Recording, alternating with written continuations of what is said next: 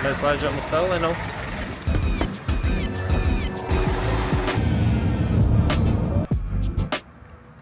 Mums pirmā atvildes pauzīte, iepšu izstiepīt kājas un lai mazais var drusītiņi atpūsties no braukšanas pirms svītrupas.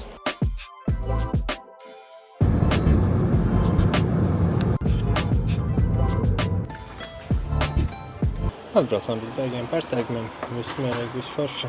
Iziesim tagad pastaigāt kaut kādu vakara līkumiņu. Pēcpusdienas, precīzāk sakot.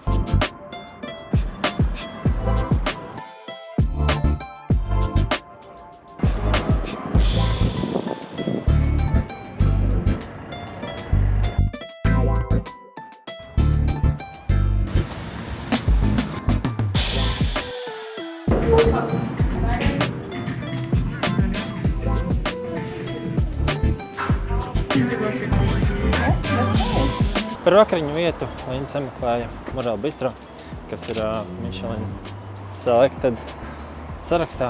Baigi labā vietiņa. Mēs paņēmām humusu, kas jau bija kopā ar focaccia. Ļoti labs humusiņš. Un otrajā mēs paņēmām risotto, pašu taisītu pastu ar pesto un buratu. Ja bija doma, ka arī pēc tam saldo vajadzētu paņemt, saldējām vairs nebija vieta. Bet vietiņa ir baigi labā un mēs iesakam.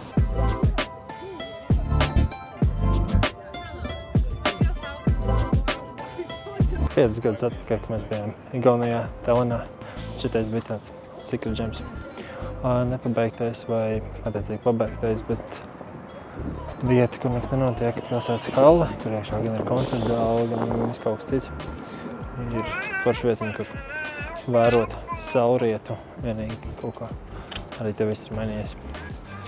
Drusku lielāks grauds palicis, bet tik un tā vietiņa ir forša.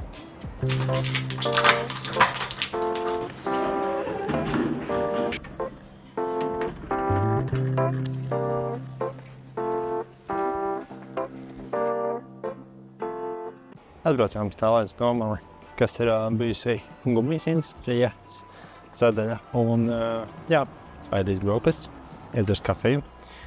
Karjasei ir mūsu brokastu vietas izvēle.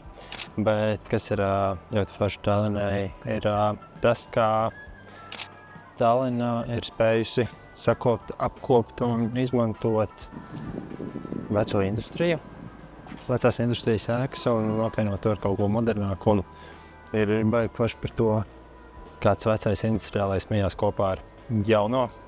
Ir baigi labais skats un ir prieks arī par to, ka viss te notiek centrā, bet ir arī foršas vietas ārpus Tallinas centra.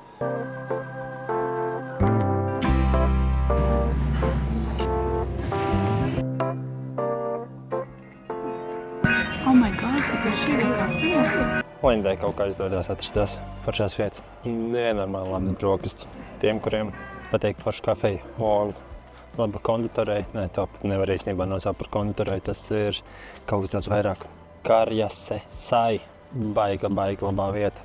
Un kas ir riktīgi forši, viņiem ir kālas kafija, ja tu ņem espresso un the brick, ja tev ir filtra kafija. Tā kā kafijas mīļotājiem un arī kālas mīļotājiem šī ir forša vietiņa, kur atbraukt Tallinā.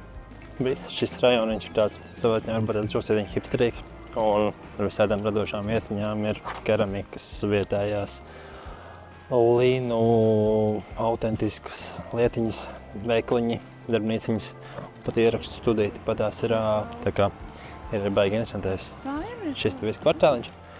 Un jā, kā jau es minēju iepriekš, tad ir baigi forši par to, ka tas industriālais ir samījies modernīgi un ir atrasts foršs risinājums, ka uztaisīt arī kaut ko foršu ārpus Tallinas centra. Bet pat tās ir arī viens grāmatu veikliņš. Rīt aiziesim paskatīties, kas ir tur. Nejauši uzdūros, bet izskatījās, ka varētu būt baigi foršais.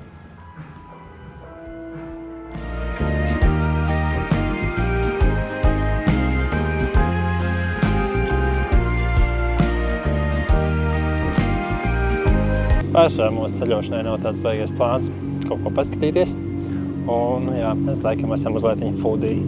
Tāpēc arī ir tā, ka mums patīk foršas vietiņas pameklēt, kur kaut ko foršu, garšīgu un tādu savu īpašo auru arī apēst.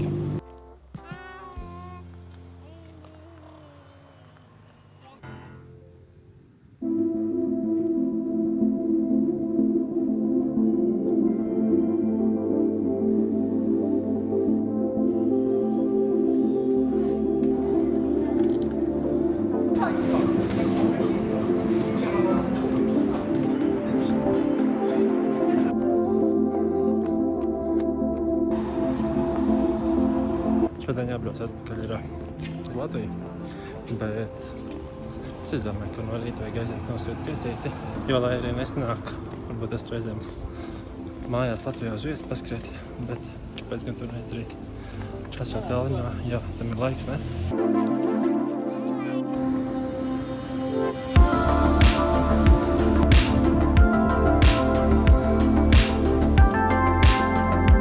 Noblesner laikam bija pirmais tās kvartāls Tallinā, kur sāka būvēt jaunos projektus.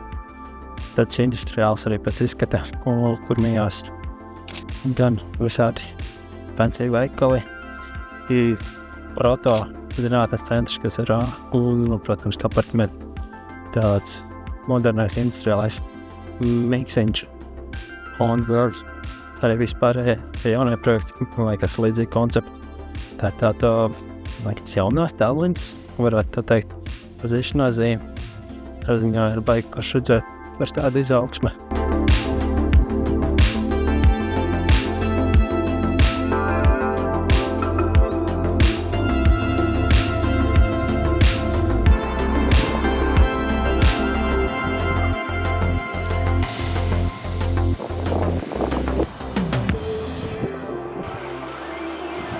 Ja vakardien bija diskusijas, nevarējām izdomāt par to, kur ir jādodas ēst, tad šodien bija skaidrs, ka mums prombraukšanas ir jāatbrauc uz Somiju, kas ir Pohjelas izveidota vietiņa. Un otra lieta, kas bija jāizdara, bija jāatbrauc uz pašu Pohjelas showroom, taproom, kur ir arī veikals. Iepirkt tāds suvenīrs no Tallinas gan pašiem, gan citiem. Gan, protams, ir arī bezalkoholiskā alus izvēle. Baigi sūdzēties par to, ka būt maz nevar. Tā kā mums ir arī kaut kas no Tallinas.